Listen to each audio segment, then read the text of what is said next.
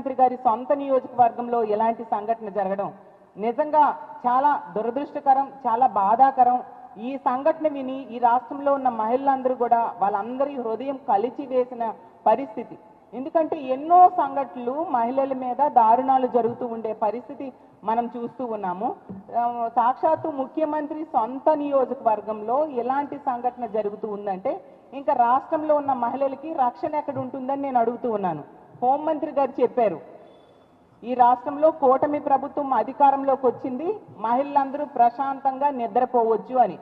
సాక్షాత్తు ముఖ్యమంత్రి గారి సొంత నియోజకవర్గంలోనే ఒక మహిళ ఇలాంటి పరిస్థితులను ఎదుర్కొంది అంటే ఇంకా రాష్ట్రం అంతా ఎక్కడ ప్రశాంతంగా నిద్రపోతారు హోమ్ మినిస్టర్ గారు అని అడుగుతున్నా. ఇంత సంఘటన జరిగినా ప్రభుత్వం స్పందిస్తున్న తీరు మాత్రం చాలా దారుణం. ముఖ్యంగా హోంమంత్రి గారు ఒక మహిళా హోంమంత్రి అయ్యి వీడియో కాల్లో ఆవిడేమో మాట్లాడి స్పందిస్తారట. ఎంత దారుణం! వెళ్ళి ఏం జరిగిందో తెలుసుకోవచ్చు కదా. ఆవిడ తాను సొంత నియోజకవర్గంలో ఏం జరిగినా, మహిళల మీద అఘాయిత్యాలు జరిగినా వెళ్ళరు. సొంత జిల్లాలో ఏ మహిళల మీద ఇన్ని అఘాయిత్యాలు జరిగాయి, హత్యలు జరిగాయి, ఎక్కడికి వెళ్ళిన పరిస్థితి లేదు. నివాసం ఉంటున్న విశాఖపట్నంలో ఇన్ని అత్యాచారాలు జరిగినా ఎక్కడికి అయినా వెళ్ళి ఆ కుటుంబానికి భరోసా ఇవ్వడం, ఆ అమ్మాయిలకి ధైర్యం చెప్పడం ఉండే పరిస్థితి మనం చూడలేదు. అలాగే మొన్ననే చూసాము, అనంతపురం జిల్లాలో ఒక బాలికని 6 రోజుల క్రితమే తల్లిదండ్రులు కంప్లైంట్ ఇచ్చినా కనిపించడం లేదని పట్టించుకోకపోవడం వల్ల 6 రోజుల తర్వాత ఆ అమ్మాయి శవమై తేలిన పరిస్థితి చూసాం. ఇంత పెద్ద సంఘటన జరిగిన హోమ్ మినిస్టర్ గారు కనీసం పట్టించుకోలేదు. అలాగే శ్రీ సత్యసాయి జిల్లాలో తెలుగుదేశం పార్టీ కార్యకర్తలు ఒక మైనర్ బాలికను, ఒక దళిత మైనర్ బాలికను దారుణంగా వీడియోస్ తీస్తూ అత్యాచారం చేశారు. అది 6 నెలలు అత్యాచారం చేసి చాలా దారుణమైన పరిస్థితులను అక్కడ కూడా హోమ్ మినిస్టర్ గారికి వెళ్ళడానికి తీరిక లేదు, స్పందించడానికి కూడా తీరిక లేదు. అంత దారుణంగా, అంత నిర్లక్ష్యంగా ఉండే పరిస్థితి మనం చూస్తూ ఉన్నాము. కానీ సాక్షి మీద తీసుకుంటే ఆ రోజు అక్రమ కేసు పెట్టడానికి, లేని విషయాన్ని సృష్టించడానికి, కంప్లైంట్ ఇవ్వడానికి మాత్రం ఈవిడికి తీరికుంది. వెంటనే పోలీసుల దగ్గరికి వెళ్ళి కంప్లైంట్ ఇవ్వడం జరిగింది. వీడియో కాల్లో స్పందించడం ఏంటి హోమ్ మినిస్టర్ గారు? స్వయంగా వెళ్ళి ఏం జరిగిందో తెలుసుకోవాలి కదా. మనం ప్రజాస్వామ్యంలో ఉన్నామా, రాక్షస రాజ్యంలో ఉన్నామా? ఎంత దారుణమైన పరిస్థితులు జరుగుతున్నాయి. ముఖ్యమంత్రి గారైతే చెప్పారు, ముఖ్యమంత్రి అయిన వెంటనే ఈ రాష్ట్రంలో ఎవరు ఆడబిడ్డపై చేయేసినా అదే వాళ్ళకి చివరి రోజు అనేసి. మరి ఇంతమంది ఆడబిడ్డల మీద చేతులు వేస్తున్నారు, వాళ్ళ ప్రాణాలు తీస్తూ ఉన్నారు. మరి చివరి రోజు అవుతుందా ముఖ్యమంత్రి గారు అని నేను అడుగుతున్నాను. మీ సొంత నియోజకవర్గంలో ఒక మహిళ మీద ఇంత దారుణంగా మీ టీడీపీ కార్యకర్తే దాడి చేశాడు, చెట్టుకు కట్టేసి అంటే ఎంత హేయమైన చర్య. మీరు దీనికి స్పందించరా, కఠిన చర్యలు తీసుకోరా అని నేను అడుగుతూ ఉన్నాను. అలాగే డిప్యూటీ సీఎం గారు అసలు మహిళల మీద ఎవరైనా చేయి వేస్తే తాట తీస్తానన్నారు. మరి ఎక్కడ తాట తీస్తూ ఉన్నారు? ఇన్ని సంఘటనలు జరుగుతున్నాయి రోజు ఈ జరుగుతున్న సంఘటనల గురించి మేము ప్రెస్ మీట్స్ పెట్టి చెప్తూ ఉన్నాము. అయినా మీరు ఎవరికి తాట తీసిన పరిస్థితులు అయితే కనిపించడం లేదు. అసలు ఈ సంఘటన కూడా సాక్షి వాళ్ళు వెళ్ళి ఆ విషయాన్ని వెలుగులోకి తీసుకొస్తే అప్పుడు ప్రభుత్వం కానీ పోలీసులు కానీ స్పందించారు. అంతవరకు పట్టించుకున్న దాఖలాలు లేదు. అంత దారుణంగా మహిళల భద్రత గాలికి వదిలేసిన పరిస్థితి ఈ రాష్ట్రంలో ఉంది. తీసుకుంటే ముఖ్యమంత్రి గారు, అలాగే లోకేష్ గారు, అలాగే డిప్యూటీ సీఎం గారు, హోంమంత్రి గారు ఏం చెప్పారు? పచ్చబిల్ల వేసుకుంటే చాలు, ఏ తప్పు చేసినా వదిలేయండి అని. అలా వదిలేయండి అని చెప్పడంతో ఈ తెలుగుదేశం పార్టీ కార్యకర్తలు ఈరోజు కాలకేయుల్లా మారిపోయారు. రోజు ఇలాంటి సంఘటనలు, అఘాయిత్యాలు మహిళల మీద జరుగుతూ ఉండడాన్ని మనం చూస్తూ ఉన్నాము. ఈరోజు తీసుకుంటే ఈ రాష్ట్రంలో పొలిటికల్ గవర్నెన్స్, రెడ్ బుక్ రాజ్యాంగానికి ఇచ్చిన ఇంపార్టెన్స్ మహిళల మాన ప్రాణాల రక్షణకి ఇవ్వని పరిస్థితి మనం చూసాం.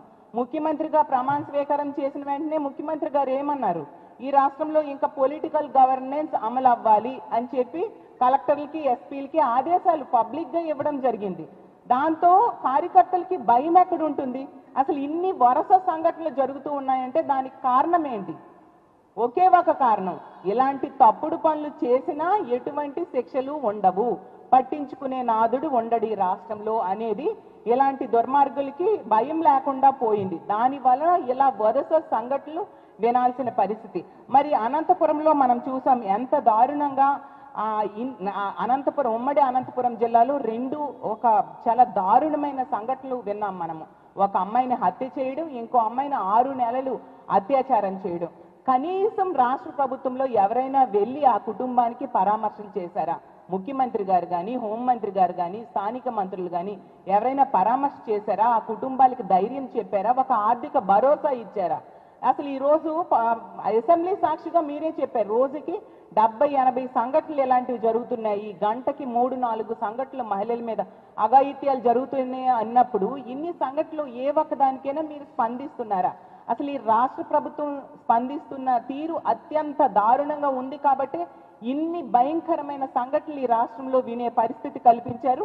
గతంలో చూసాం, తెలుగుదేశం పార్టీ కార్యకర్తలు ఇదే మన విశాఖపట్నం జిల్లాలో, ఉమ్మడి విశాఖపట్నం జిల్లాలో పెందుర్తిలో అయితే ఒక మహిళనేమో వివస్త్రం చేసి తెలుగుదేశం పార్టీ కార్యకర్తలే దాడి చేయడం జరిగింది. అలాగే చింతమనేని ప్రభాకర్ అనే తెలుగుదేశం పార్టీ ఎమ్మెల్యే వనజాక్షి అనే మహిళను జుట్టుపట్టి ఈడ్చి కొట్టడం మనం చూసాము. అలాగే మొన్న రాజమండ్రిలో ఎమ్మెల్యే తాలూకా అనుచరుడే ఒక టీడీపీ కార్యకర్త ఒక మహిళను గర్భవతిని చేసి అబార్షన్ చేయిస్తే ఆమె కంప్లైంట్ ఇచ్చినా కంప్లైంట్ తీసుకోని పరిస్థితి. మా పార్టీ నాయకులు దాని మీద ఆందోళన చేయడం జరిగింది, మనందరము చూసాం. అంటే తెలుగుదేశం పార్టీ కార్యకర్తలు ఎంత దుర్మార్గంగా వ్యవహరిస్తున్నారు, మహిళలని ఎంత దారుణంగా ఈ విధంగా ఇబ్బంది పెడుతున్నారు అనేది మనం అర్థం చేసుకోవచ్చు. ఇన్ని సంఘటనలు జరుగుతూ ఉన్నా, ప్రతి జిల్లాలో ప్రతి రోజు కూడా ఇలాంటి సంఘటనలు జరుగుతూ ఉన్నా ఒక మహిళా హోంమంత్రి గారు ఎందుకు స్పందించట్లేదు? వీడియో కాల్లో స్పందించడం ఏంటి? స్వయంగా వెళ్ళాలి కదా, అవసరం లేని వాటికి ప్రెస్ మీట్స్ పెడుతూ ఉంటారు కదా. ఇన్ని అఘాయిత్యాలు జరిగినప్పుడు మీరెందుకు స్వయంగా వెళ్ళి వాళ్ళకి పరామర్శ చేసి ఓదార్పునివ్వటం లేదు అని నేను అడుగుతూ ఉన్నాను. అలాగే తీసుకుంటే ముఖ్యమంత్రి గారు ఎప్పటికైనా ఈ మహిళల రక్షణ మీద స్పందించండి, మహిళల రక్షణ కోసం రివ్యూలు పెట్టండి, సమీక్షలు చేయండి. ఇవి మీరు అధికారంలోకి వచ్చి సంవత్సర కాలం, ఒక ఏడాది గడిచింది, ఎప్పటికీ ఒక్క రివ్యూ కూడా మీరు మహిళల రక్షణ కోసం చేపట్టలేదు అనేది అందరికీ తెలుసు. ఒక్క రివ్యూ కూడా మహిళల రక్షణ కోసం చేపట్టకపోవడం వల్ల ఈరోజు ఇన్ని దారుణాలు జరుగుతూ ఉన్నాయి. పోలీసులందరినీ కూడా రెడ్ బుక్ రాజ్యాంగం అమలుకే ఉపయోగిస్తూ ఉన్నారు. అలాగే తీసుకుంటే పోలీసు అందరినీ కూడా కక్ష సాధింపు చర్యలకి వాడుతూ ఉన్నారు. ప్రతిపక్ష పార్టీ నాయకుల మీద అక్రమ కేసులు పెట్టడం, అలాగే అక్రమ అరెస్టులు చేయడం మీద దృష్టి సారిస్తున్నారు తప్ప మహిళల రక్షణ మీద కానీ ప్రజల రక్షణ మీద కానీ ఎటువంటి దృష్టి సారించట్లేదు, అలాగే ఎటువంటి చర్యలు తీసుకోవట్లేదు. ఎప్పటికైనా ఈ కుప్పం మండలం నారాయణపురంలో ఈ శిరీష అనే ఆవిడికి జరిగిన దారుణానికి మీరు స్పందించండి. ఈ సంఘటనకి మా వైఎస్ఆర్ కాంగ్రెస్ పార్టీ తీవ్రంగా ఖండిస్తూ ఉన్నాము. ఖచ్చితంగా ఆ కుటుంబానికి మా పార్టీ అండగా ఉంటుంది. ఈ ప్రభుత్వం ఇన్ని పదవుల్లో మీరున్నారు, మీకు ఎందుకు ఈ పదవులు ఇచ్చారు? ప్రజల్ని రక్షించమనేసి, మహిళల్ని రక్షించమనేసి. అది చేయకుండా మీరు గాలి కొదిలేశారు, మహిళల మాన ప్రాణాలు గాలి కొదిలేశారు. ప్రతి సంఘటనలో కూడా ప్రభుత్వ నిర్లక్ష్యము, పోలీసుల వైఫల్యం క్లియర్గా కనిపిస్తూ ఉంది. ఎప్పటికైనా మీరు స్పందించి ఆ కుటుంబానికి అండగా నిలబడండి. ఈ తప్పు చేసిన దుర్మార్గులకి కఠినమైన శిక్ష వేయాల్సిన అవసరం ఉంది. అలాగే ఇన్ని సంఘటనల్లో కూడా మీరు కనీసం స్పందించట్లేదు. ఆ కుటుంబాలకు ఒక ఆర్థిక భరోసా ఇవ్వాల్సిన అవసరం ఉంది. ఈ రాష్ట్రంలో తీసుకుంటే 6 నెలల చిన్నారి నుంచి 60 సంవత్సరాల వృద్ధురాలి వరకు అత్యాచారాలకి, అఘాయిత్యాలకి, దాడులకి గురవుతూ ఉన్నారు. ఇన్ని సంఘటనలు ఏ ఒక్క సంఘటనకైనా మీరు వెళ్ళి స్పందించి ఆ కుటుంబానికి అండగా నిలబడడం కానీ, ఆర్థిక భరోసా ఇవ్వడం కానీ జరగలేదు. ఎప్పటికైనా రాష్ట్ర ప్రభుత్వం కళ్ళు తెరుచుకొని మహిళల రక్షణ మీద దృష్టి పెట్టండి. ఈ కుటుంబాలన్నిటి కూడా ఆర్థిక సాయం ఇవ్వాల్సిందిగా కోరుతున్నాము. ఇవే కనుక కొనసాగితే ఎప్పటికే ఈ రాష్ట్రంలో ఉన్న మహిళలు తమకిచ్చిన హామీలు అమలు చేయలేదు సరికదా, రక్షణ కూడా ఇవ్వలేని పరిస్థితిలో ఒక అసమర్థ ప్రభుత్వం నడుస్తూ ఉందని అత్యంత బాధపడుతూ ఉన్నారు. అసలు కూటమికి ఓట్లేసిన మహిళలైతే ఎందుకు ఓట్లేసామని బాధపడుతూ ఉన్నారు. తీవ్రమైన వ్యతిరేకత ప్రారంభమైంది. ఇదే గనుక కొనసాగితే మహిళల సపోర్ట్తో ప్రభుత్వం మీద ఒత్తిడి తీసుకురావడానికి మా వైఎస్ఆర్ కాంగ్రెస్ పార్టీ సిద్ధంగా ఉందని తెలియజేస్తూ సెలవు తీసుకుంటున్నాను.